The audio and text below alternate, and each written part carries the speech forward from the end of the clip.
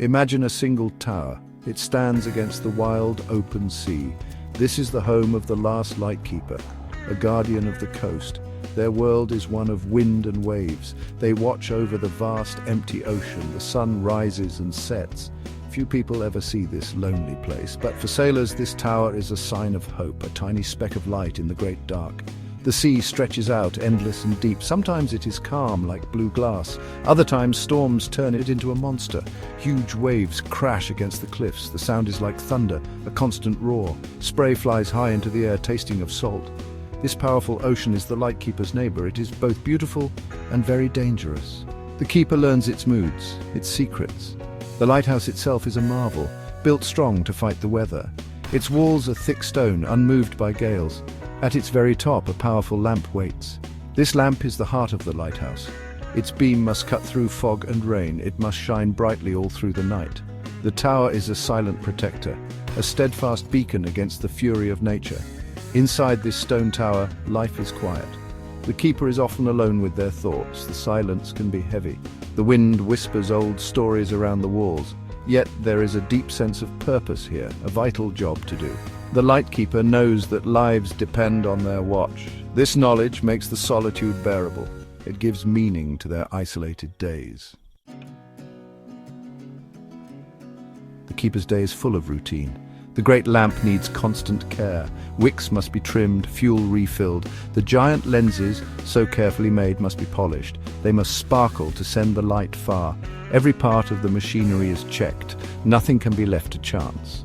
This careful work ensures the light never fails. It is a ritual repeated day after day. Isolation is a constant companion.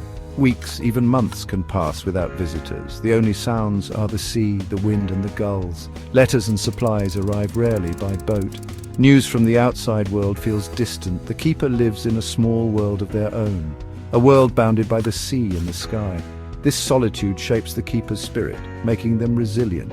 Dedication burns as brightly as the lamp. It takes a special person to do this job, someone patient and incredibly reliable.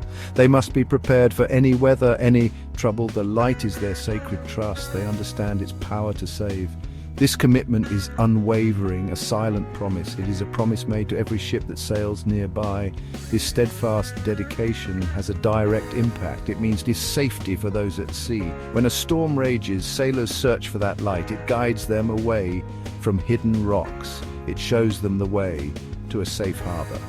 The keeper, though unseen, is a hero to many. Their lonely vigil prevents disaster. Their careful work brings ships and sailors home. Lighthouses are not new. For thousands of years, people have built them. Ancient Egyptians had the famous pharaohs of Alexandria. Romans built towers along their coasts. These early lights were simple fires on hills, or burning torches in tall structures. They were a sign of human ingenuity, a desire to conquer the dangers of the sea. They showed we could help each other. Their importance cannot be overstated. Before lighthouses, sailing at night was very risky. Coastlines were dark and treacherous. Many ships were lost, dashed against unseen rocks. Many lives ended too soon in the cold water. Lighthouses changed all that. They pierced the darkness with their steady beams. They became symbols of safety and guidance. They were a lifeline.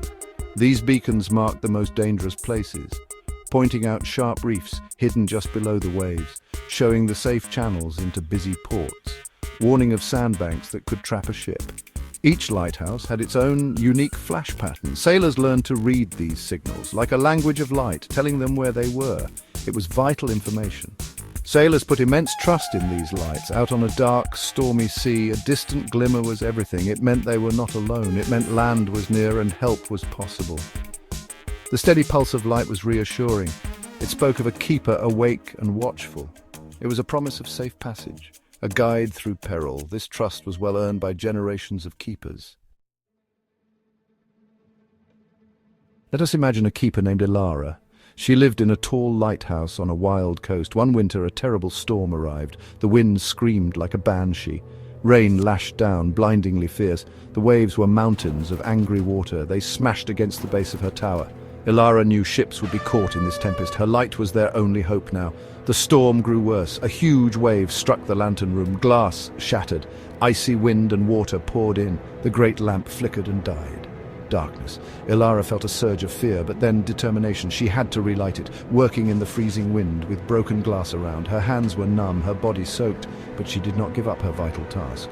Ilara worked tirelessly through the long night. She managed to repair the damage, bit by bit. She shielded the flame with her own body. Finally, the lamp shone out again, a weak beam at first, then stronger. It cut through the storm once more. Out at sea, a small fishing boat, lost and battered, saw it. The light guided them away from deadly rocks. They were saved thanks to Ilara. Ilara's story is like many true tales. It speaks of great courage and perseverance. But times are changing now. New technology guides our ships. Automated lights need no keepers. The old lighthouses are becoming quiet. Their lamps are often dark. We are losing these solitary sentinels, yet the spirit of the Lightkeeper, their dedication, remains an inspiration, a beacon from our past.